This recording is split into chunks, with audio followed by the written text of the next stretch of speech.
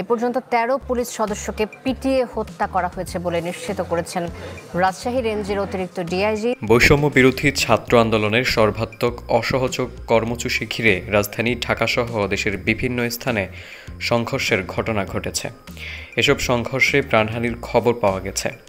Police সদর দপ্তর জানিয়েছে, রোববারের সহিংসতায় সিরাজগঞ্জে ১৩ জন পুলিশ ও কুমিল্লায় একজন পুলিশ মারা গেছেন। এছাড়াও প্রায় ৩ শতাধিক পুলিশ সদস্য আহত হয়েছেন। আজ রোববার সন্ধ্যায় পুলিশ সদর দপ্তর থেকে পাঠানো এক সংবাদ বিজ্ঞপ্তিতে এসব তথ্য জানানো হয়।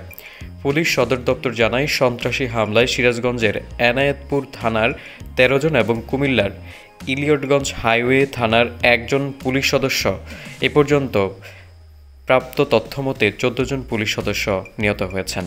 সন্ত্রাসীরা ডিএমপির যাত্রাবাড়ি ও খিলগাঁও থানা, টাঙ্গাইলের গোড়াই হাইওয়ে থানা, বগুড়ার সদর, দুপচাঁচিয়া ও শেরপুর থানা এবং নারুলী পুলিশ ফাঁড়ি সহ বেশ কয়েকটি থানায় হামলা চালায়।